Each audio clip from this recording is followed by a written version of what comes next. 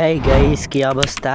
আজকের ভিডিওতে আমি দেখাবো কিভাবে নতুন নিয়মে খুব সহজে একটি জিমেল আইডি খুলবেন। অনেকে ভুল করে ঝামেলায় পড়ে থাকেন, কিন্তু আজকে আমি আপনাদের স্টেপ বাই স্টেপ এমনভাবে দেখাবো যাতে একবারেই বুঝতে পারবেন আর নিজেরাই আইডি খুলতে পারবেন। তাহলে চলুন ভিডিওটা শুরু করা যাক।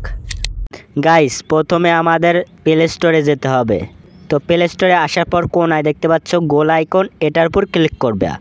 তারপরে অ্যারো আইকন দেখতে পাচ্ছ, এটার উপর ক্লিক করবা। তারপর অ্যাডেড অ্যানাদার অ্যাকাউন্ট, এটার উপর ক্লিক করবা।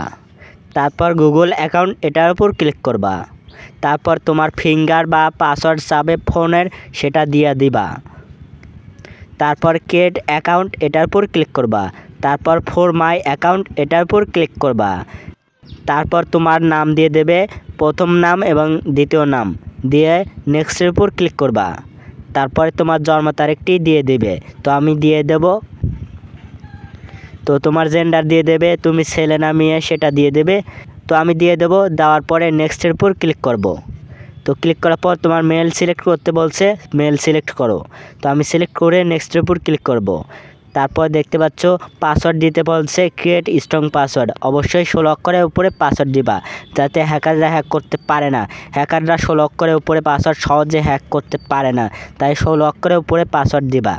তো দিয়ে নেক্সটের উপর ক্লিক করবা। তো নেক্সটের উপর ক্লিক করার পর তোমার ফোন নাম্বার চাইবে, তো ফোন নাম্বারটা দিয়ে দেবা, আমি দিয়ে দেবো। দেওয়ার পরে নেক্সটের উপর ক্লিক করবা। তারপর তোমার ফোন নাম্বারে একটি কোড যাবে, কোডটি দিয়া দিবা। আমারটাও অটো নিয়ে নিছে। তো এবার নেক্সটের উপর ক্লিক করবা। তো স্ক্রল ডাউন করবা, তারপর আই এগ্রি, এটার উপর ক্লিক করবা। তো বুঝতে পারছো কিভাবে একটি জিমেল আইডি খুলতে হয় নতুন নিয়মে। তো আজকের মতো ভিডিও এ পর্যন্তই।